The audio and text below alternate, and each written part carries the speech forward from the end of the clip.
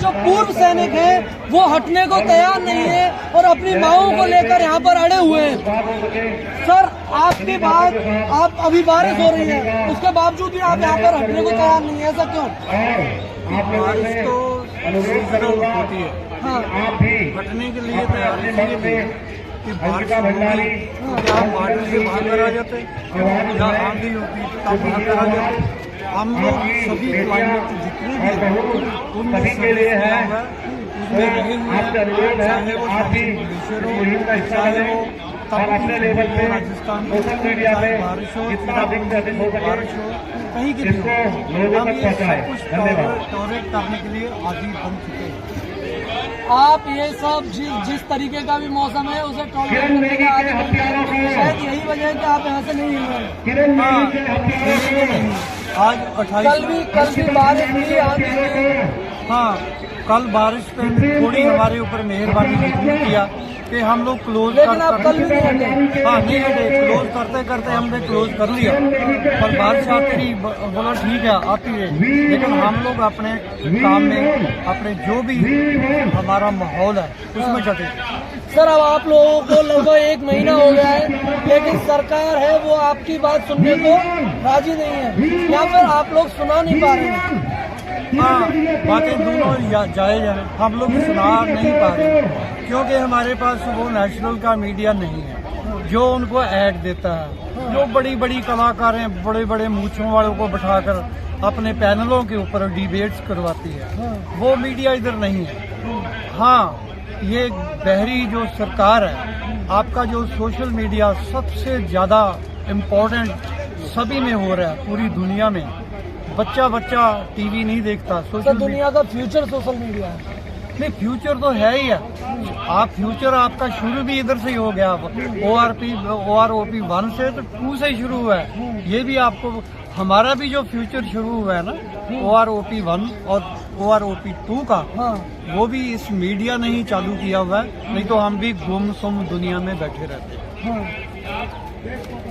और यही है ना, आप लोगों की उपेक्षा से दिन दूनी रात चौनी आप भी तरक्की करोगे और जितनी हमारी मांगों की पूर्ति के लिए आप बहुत सहाय भी होंगे। अच्छा सर, आप अभी इससे पहले बात कर रहे थे कि आपकी जो मांगे हैं वो सरकार तक पहुंच नहीं पा रही हैं, आप सुना नहीं पा रहे हैं, लेकिन मेरा यहाँ पर एक सवाल ये है कि आप लोग डेली परमिशन लेते हैं, आपको परमिशन सरकार देती है यहाँ पे प्रोटेस्ट करने का, तो कहीं ना कहीं जो आपकी बात है वो तो सरकार तक पहुंच रही है। सरकार तक तो इवन आप मेरी बाइट ले रहे हैं ना, हाँ, इधर की चींटी है ना, जो हाँ, चींटी भी उसका पूरा हाल बयान SSP दफ्तर में, पार्लियामेंट में और हर मिनिस्टर के पास जा रहा है। अभी एक फ्यू सेकंड में आपको बता रहा हूँ, आप मेरी बाइट ले रहे हो, सारे भाई बैठे हैं और सारे वो सुन रहे होंगे। क्यों वो नहीं सुन रहे होंगे? तो जो इंटेलिजेंस एजेंसीज हैं वो सुनकर आगे वो बता रही हैं। तो इतनी सारी चीजों के बावजूद भी, जैसे आप बता रहे हैं कि एक जो चींटी है उसकी भी बात वहाँ पर पहुँच रही है, लेकिन फिर भी आपकी बातें सुनी क्यों नहीं जा रही हैं? सुनी इसलिए नहीं जा रही, हम ये नहीं बोलेंगे कि सरकार सुन नहीं रही। जो हमारी मांगे हैं वो गलत है या ठीक है, उसके ऊपर भी सरकार ने कुछ इन्वेस्टिगेशन रखनी है कि ये कहाँ गलती हुई है। अगर इनके साथ शोषण किया गया, किस स्टेज में किया गया, तो सरकार सब कुछ सोच रही है, कर रही है। ड्यू कोर्स में जब उनके पास जो इन्वेस्टिगेशन रिपोर्ट्स पहुंचेगी, तो मेरा जो अपना आइडिया है, सरकार बिना सोचे समझे, बिना कोई इन्वेस्टिगेशन किए हुए वो एकदम किसी को 4 आदमी बैठे को बुला नहीं लेती जब तक वो कंफर्म नहीं हो जाती कि कहाँ गलती हुई है, कहाँ इसको सुधारने की योजना हम बढ़ा सकते हैं, तभी वो सरकार हमारे पास आएगी। अच्छा, पिछली बार आप लोगों ने आंदोलन किया था, मैं ये बार बार कहता हूँ, क्योंकि इससे बड़ा जो आंदोलन था वो आपने, जो लास्ट वाला आंदोलन था वो था, उसमें आपके ऑफिसर्स थे और आप लोग भी थे, JCO और जवान। लेकिन सर आपका वो वाला आंदोलन फ्लॉप कैसे हो गया? आलोप वो नहीं गया, आलोप किया गया था। वो इसलिए कि बड़े बड़े हाई ब्रेसेस थे जो अपनी कारों के आगे 4-4, 3-3 स्टार लगाते थे। तो सरकार में एक दुविधा थी हाँ कि ये जो जितनी स्ट्रेंथ इधर बैठी हुई है शायद इनके रिमोट कंट्रोल से चलती है। तो सरकार को भी कोई सोचना है, वोट्स के लिए सोचना है, कई चीजें सोचती है। इसलिए वो जितने भी वो हाई ब्रासेस थे टेबल टॉक के लिए उनको बुलाते रहे और उन्होंने अपनी जितनी भी बेनिफिट थे वही आगे रखे। इवन जो मेमोरेंडम्स पेश करते थे वो भी हमें दिखाते नहीं थे, उसमें भी जितने भी जैसे अफसर्स के बेनिफिट थे और वो पूरे जो उनको बेनिफिट चाहिए थे 23,000 करोड़ जो गवर्नमेंट ने सैंक्शन किया था उसको हड़पने की योजना कैसे बढ़ाई जाए वही जो हाई ब्रासेस चाहते थे और हमें डेबिट में डाल दिया। हम जो उन्हीं के साथ में लड़ाइयाँ लड़ते रहे, सब कुछ करते रहे, लेकिन उन हाई ब्रासेस ने हमें ऐसे फेंका जैसे ना एक घी में से बाल निकाल कर फेंकते हैं ना, ऐसे फेंक दिया। और इसीलिए हम उनको रोने पीटने के लिए इस जंतर मंतर में दोबारा बैठे हुए हैं। तो आप लोगों ने जब पिछली बार अपने आंदोलन में आपके तरफ से जो आपके सरकार से जो बात करने गए थे वो आपके अपने अधिकारी थे, तो आप लोगों ने अपना रिप्रेजेंटेशन पिछली बार क्यों नहीं भेजा? रिप्रेजेंटेशन देखो, आप भी जानते हैं कि सरकार रिप्रेजेंटेशन हमें मानती नहीं थी, क्योंकि ये जो जाते ये बोलते थे कि ये इनको कुछ पता नहीं है, ये गांव के गवार हैं। ये हमारे बारे में उन्होंने बताया तो ये गवार है, इनको कुछ नहीं पता। और हम सरकार को ये बोलना चाहते हैं कि हम गवार नहीं हैं, जितनी एजुकेशन इनकी है उतनी एजुकेशन हमारी है। ये अलग चीज़ है कि अलग अलग जितनी भी एकेडमीज हैं इनको ट्रेनिंग देने के बाद में अफसर बढ़ाया गया। एजुकेशन हमारी भी +2 है और इनकी भी +2 है। और ये हमारे बारे में ऐसा बोला कि ये गवार है, इनको कुछ नहीं पता, इसलिए हमारे से बात करो। अभी सरकार की भी आंखें खुली होगी कि पढ़े लिखे कौन है और अनपढ़ कौन है। हम लोग अपने आप को वो हमें अनपढ़ बोलते हैं, लेकिन हम अनपढ़ अगर उनको बोलेंगे तो उनको वो बहुत जहरीली चीज़ लगेगी, जो कि गवर्नमेंट को रिप्रिकेशन देने के बाद में हमें उस कमेटियों में कभी भी बुलाया नहीं गया। अच्छा, जो आप बात कर रहे हैं मैं एक थोड़ी सी उससे अलग बात करता हूँ। क्या आपके जब ऑफिसर्स हैं वो आपके इस आंदोलन में जुड़ना चाहते हैं तो आप उन्हें आने देंगे? ये तो आप भी जानते हैं कि जब हम उनके साथ जुड़े थे और हमारे जुड़ने की एवज में उन्होंने इतने बेनिफिट ले लिए, हमारी टांगे काट ली, हमारा सब कुछ बर्बाद कर दिया। और क्या आप आशा करते हैं कि हम उनको दोबारा बुलाएंगे? हम कभी नहीं बुलाएंगे, हम उनके ऊपर विश्वास नहीं करेंगे। इवन सरकार हमें टेबल टॉक के लिए बुलाती है तो हम उनमें भी अगर उनकी शमूलियत होगी तो हम मना कर देंगे कि हम इनके साथ नहीं बैठेंगे। बिल्कुल उनके साथ हम क्यों जाएंगे बताइए? उन्होंने ही हमारा नुकसान किया। अच्छा, आप अभी कह रहे थे कि पिछली बार जब सरकार से बात करी थी वो आपके ऑफिसर्स ने बात करी थी, इस बार आप लोग आंदोलन कर रहे हैं। इस बार अगर सरकार बात करने के लिए बुलाएगी तो आप लोग वहाँ पर जाएंगे, और आप चाहते हैं कि हम अधिकारियों के साथ टेबल पर बात करना चाहते ही नहीं है। तो सर पिछली बार उन्होंने अपने हक की बात कर ली, ऐसा भी तो हो सकता है कि इस बार आप अपने हक की बातें कर लो, अगली बार वो आगे बैठ जाए। कहीं ना कहीं इस समस्या का जो हल है वो तो सभी को बैठ के निकालना पड़ेगा ना। समस्या का हल सरकार से करना है, हमने इनसे नहीं करना। ये तो 3% है, हम लोग 97% है। और हमारी स्ट्रेंथ 97% की दिखाकर ही पूरे बेनिफिट ले गए हैं। हम लोग इनके साथ कैसे बैठेंगे? बात तो हमने सरकार से करनी है, इनसे थोड़ा करनी है। ये लोग कौन है? ये तो कुछ भी नहीं है हमारे लिए। जब इन्होंने पहले नहीं सोचा तो अभी टेबल टॉक में हम इनको साथ में लेकर जाएंगे तो ये सोच लेंगे, कभी नहीं सोचेंगे। आप ये कह रहे थे कि बात तो आपको सरकार से करनी है, पिछली बार भी बात सरकार से ही हुई थी, किसी और से तो बात हुई नहीं थी। तो जो मेरा पिछले वाला सवाल था वो कहीं ना कहीं वैसा का वैसा ही रहता है कि आप अपने हकों की बात कर लो, हकों की बात अगली बार बोलो आगे बैठ जाए। बैठेंगे, बैठ जाए। वो 3% है, कितने आदमी इकट्ठे करेंगे? हम तो 97% है। 97% में हम लोग कम से कम भी 36 लाख लोग हैं जो इंडिया में बैठे हुए, हर कोने में बैठे हुए हैं। वो 3% की 3% है। इधर जो पहले आते थे सिर्फ बाइट देने के लिए आते थे, इंटरनेशनल मीडिया को और अपने मीडिया को, बाकी इधर रहते नहीं थे। हम लोग क्या, उनको 2.5 लाख रुपया मिल रहा है ना, 10 लाख मिल जाए, हम लोग वो नहीं करेंगे। लेकिन वो बैठे तो सही, पता चले उनकी स्ट्रेंथ कितनी है। हम लोग 97% के साथ उन 3% ने धोखा किया है। अच्छा, एक सवाल और, आप लोगों की ये जो लड़ाई है वो समानता की लड़ाई है या फिर पैसे की लड़ाई है? पैसे की लड़ाई नहीं है, समानता। सर, सभी लोग बात करते हैं कि उनको इतना मिल रहा है, इतना मिल रहा है, अगर पैसे की लड़ाई नहीं तो फिर क्या दिक्कत है? पैसे की लड़ाई नहीं है, हाँ, पैसे की लड़ाई नहीं है। एक लड़ाई के मैदान में, हाँ, एक लड़ाई के मैदान में जाते हैं तो सबसे आगे लड़ाई लड़ने वाला कौन होता है? सिपाही, जो बंदूक लेकर खड़ा होता है।